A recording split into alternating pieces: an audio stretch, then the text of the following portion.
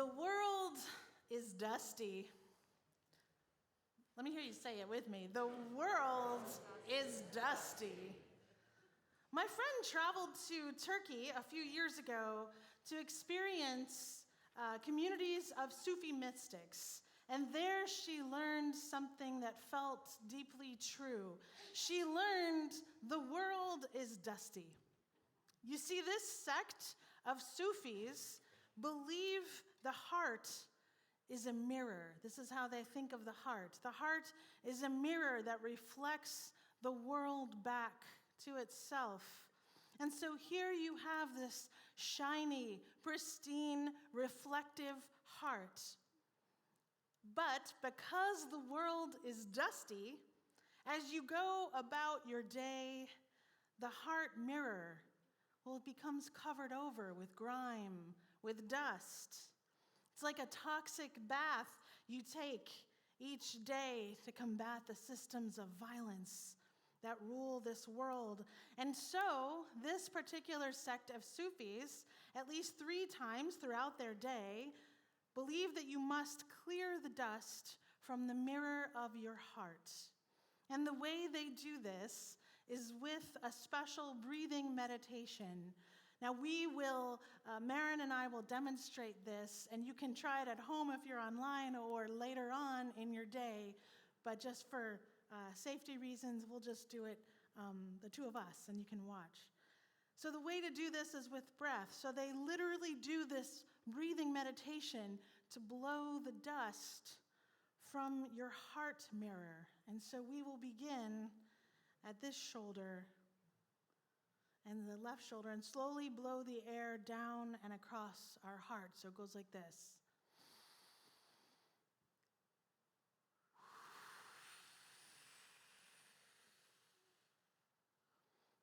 And again, because the nature of the world is dusty.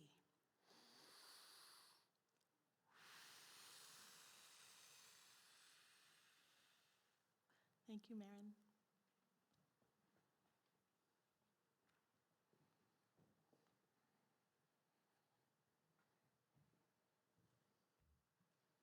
I have co-preachers today.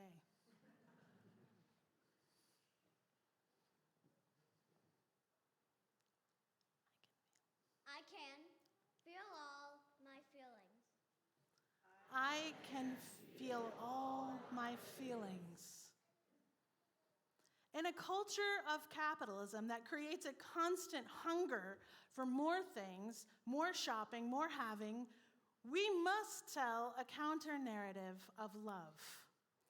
Bell Hooks, in her incredible book, All About Love, writes how for many, many of us, and for her, church was the place where people first heard a counter-narrative of love. It was where she first heard a counter-narrative of love, one that differed from the confusing messages about love that she had learned in her dysfunctional family. At church, she learned not only to understand that God is love, but she learned also that children are special in the heart and in the mind of the divine spirit. And so when she wasn't feeling so special in her family life, she could at least feel special in the divine spirit. Dreaming of becoming a writer, valuing the life of the mind above all things, she found it was especially awesome to learn by heart passages from 1 Corinthians, known as the love chapter.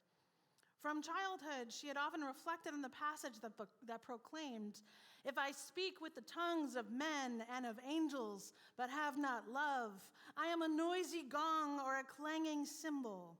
And if I have prophetic powers and understand all mysteries and all knowledge, and if I have all faith so as to move mountains, but have not love, I am nothing. If I give away all that I have, but have not love, I gain nothing."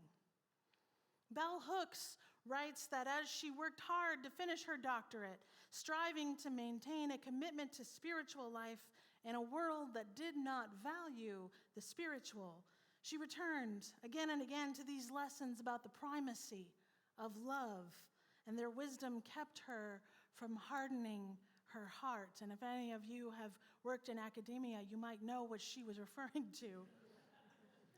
And so I ask you now, where is the love in the public discourse? We keep love private. We tend to relegate it to friends, to family, to particular days on the calendar, one that's coming up pretty soon, to art, but not to politics or business. But without a higher discourse of love, without political rhetoric grounded in love, we will never overcome. Instead, we shall be overcome by greed, by mistrust, by rancor, and we are seeing that in our political life all the time, and our children are seeing it too. Bell Hooks invites us all into an intellectual pursuit of love. She connects love to all other realms of our world, the social, the political, even the scientific. Here's a scientific fact. Did you know that when people sing in a choir, their heartbeats synchronize? They're like nodding yes, we know. The choir knows. All right, it takes time, but eventually, if the choir sings together for long enough, the more, and honestly, the better the choir, so I think our choir really has this, the more their heartbeats synchronize.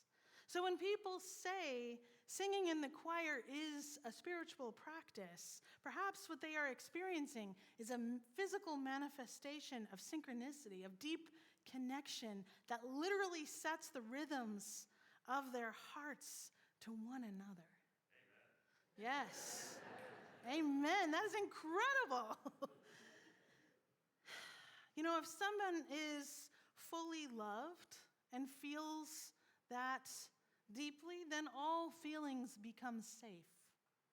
If someone is fully loved, then all feelings become safe.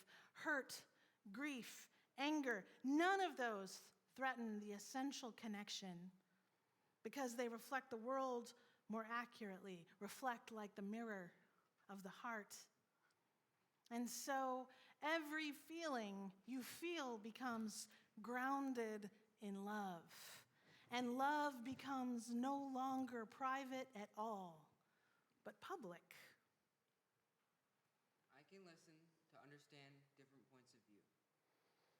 I can listen to understand different points of view. We need not think alike to love alike. We need not think alike to love alike. You've heard that phrase, perhaps, attributed to Unitarian theologian Francis David. But the truth is, just like the origin stories of many sacred ancient texts, we do not know if Francis David said those words or if he was quoting another person. There's a lot of historical speculation about that. But what matters more is that we utter those words now, as though they were written on the tablet of our heart. So say it with me. We need not think alike to love alike. And what if that was the law of your heart? What if that was the tattoo on your hand? We need not think alike to love alike. I mean, how would that lead you to act with your sibling in faith, your beloved people? I mean, the people who are sitting right next to you, behind you, in front of you, all around you. There is this beauty. But my question for you is, how well do you listen? When you are listening to someone share their perspective, and I'm talking about a perspective that is at odds with your own, that is not your perspective, are you spending that time preparing your argument? I mean, look, I know you are. I do it too. We're all working on it all of the time. But what would love call us to do in that moment of deep listening? You can do this hard thing. You can sit back with love in your heart and curiosity in your mind, true curiosity, and you can merely listen. Not to be moved to their side, not to take on their perspective at all, but just to learn, just to see this person in front of you, this beautiful, thoughtful person, and why they believe their belief. It's not listening to learn new information, but listening to learn a new life, a new story. Listening to learn how to be better at loving the person right in front of you. Maybe you'll walk away from that encounter changed, and maybe you won't. But you'll be closer to someone who you didn't know as well before. You might have a new friend. This practice of listening with love, this skill is in you right now. Even if you have faltered in your past, it is in you now. Let it out and see what happens next. I can speak up when it would be easier to stay quiet. I can speak up when it would be easier to stay quiet. Bell Hooks tells us cultures of domination rely on fear as a way to ensure obedience. In our society, she says, we make much of love but little of fear. Yet we are all terribly afraid most of the time. And she wrote this in 1996. As a culture, we are obsessed with the notion of safety. Yet we do not question why we live in states of extreme anxiety and dread. Fear is the primary force upholding the structures of domination. It promotes the desire for separation, the desire not to be known. When we are taught that safety always lies with sameness, then difference of any kind will appear a threat. The choice to love is a choice to connect, to find ourselves in the other. Bell Hooks. In school, kids are often taught about what it means to be an upstander for justice. Has anyone in school heard that phrase? My kids are taught about being an upstander for justice. I wonder if we could consider becoming an upstander for love. If you observe someone saying something unkind, something not loving, well, then I have to tell you, you are not loving them by letting it slide. The loving response to that person is the courageous response within yourself. Telling them that they are being unjust or unkind or unfair, helping them see how they could respond better. In that moment, though, it is easier just to stay quiet, to let them get it wrong. But after a while, you see, if someone is allowed to keep saying things that are unkind or unjust, well, that is how bullies are made. It is not the bully who is responsible for that, but all of us who have formed this person by letting them know that they can be cruel or thoughtless, letting them know that they can be sexist or racist, and no one will say a thing against their behavior. And so they learn to keep pushing the boundary, and now all of a sudden we have a serious problem in the community. Does this resonate with anyone? I'm talking about living love in 3 dimensions, not a simple Valentine card, just a 2-dimensional reminder of love's foothold on a relationship, but a 3-dimensional love, or better yet, a 4-dimensional love, where you can feel the earth shake underneath you because someone is taking the time to tell you lovingly how you have messed up, how you have missed the mark with someone. If you love someone, love them enough to respect them. Love them enough to put in a little work with them, to support their transformation by love into someone who is more humble, more curious, ready to admit when they are wrong and try again. Is that something we can do, congregation? It is courageous love. It is not easy. The dimensions, the full 4 dimensions of this love are care, commitment, trust, responsibility, respect, and knowledge. Without all of these, well, it's nothing but a simple Valentine. I can choose kindness. I can choose kindness. Thank you, Z. As a literary fan in the Southeast, I have had the honor of seeing Bell Hooks speak live at a book reading or as part of a lecture series at least 4 times. In 2021, we sadly lost bell hooks at the age of 69. The reason, I will tell you, the reason I would always go to see bell hooks speak was because of the first encounter I ever had. I had just finished her seminal 1996 book, Killing Rage, Ending Racism. This book had exploded my understanding of how racism, sexism, and capitalism were all inexorably linked. I had read in her words a simmering rage, fierce prophetic truth, and I had assumed I would be seeing a woman in combat boots and sunglasses taking the stage, calling us to riot. Before the program began, I ducked into the restroom. You may know this, you may not know this. Sometimes in a woman's restroom, an all-woman's restroom, someone might take it upon themselves to chat. Well, the woman in the stall next to me, to my right, was chatty to the extreme.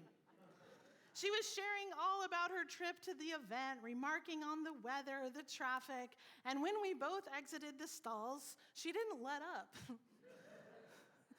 I saw a middle-aged woman with a wide smile, big glasses, exuding warmth, sort of tut-tutting around, remarking on my earrings and asking me my name. After she dried her hands, she sighed, looked right at me with a twinkling smile, and said, "Well, I guess it's about time for this to get started. I hope you have a lovely time, and who knows, maybe we'll see each other again." I had hardly said a word throughout this entire encounter.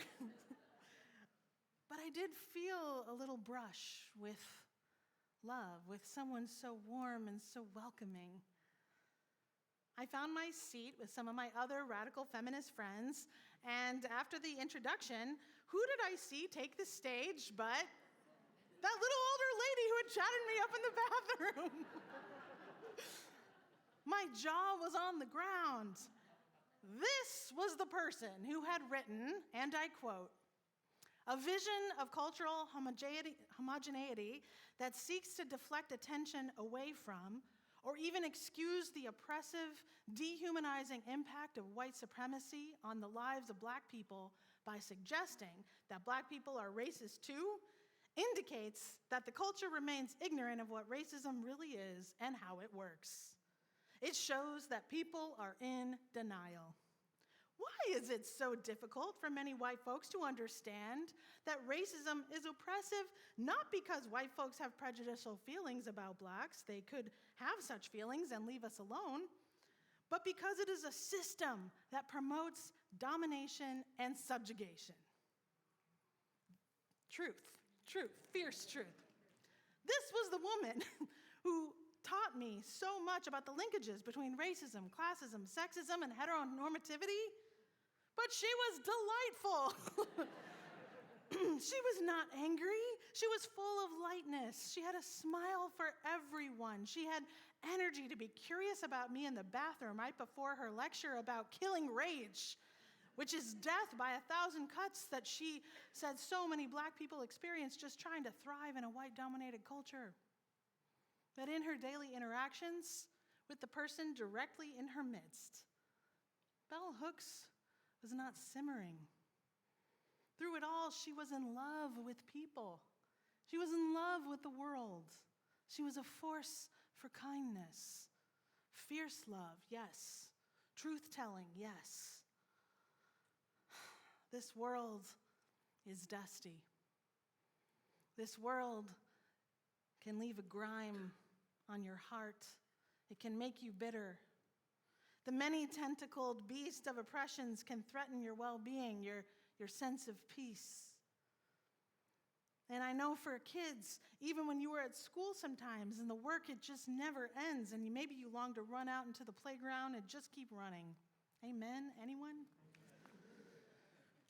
Maybe some of us feel that way at work too. But we encounter messages and people who would threaten our sense of worth all the time. Maybe we hear echoes of the voices of our teachers or parents when they were most irritated with us. And we wonder if we have what it takes to change the world at all, to be a good friend, to show up well to our jobs, to our classmates, to our communities. And sometimes you just got to say, well, if Gloria Watkins can become bell hooks, if she can face the loss of that primary love of her family that she faced, if she can face the lack of love offered to her by the dominant culture, if she can do all that and still be loving, if she can become love embodied in every interaction, well, then we can do it too. We can find more ways to be more loving. Yes, we can. We can blow the dust off of the mirror of our hearts and reflect love back to one another. Amen? Amen. We can keep love at the center of all of our rhetoric, all of our language, because we are called by love to be love. So go out there, go do your affirmations.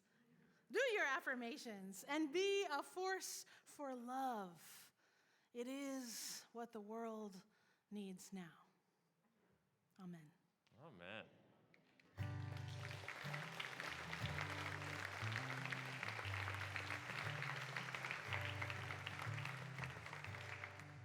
Feeling the love? Me too. I love having Willie back for one. Glad you're here, Willie.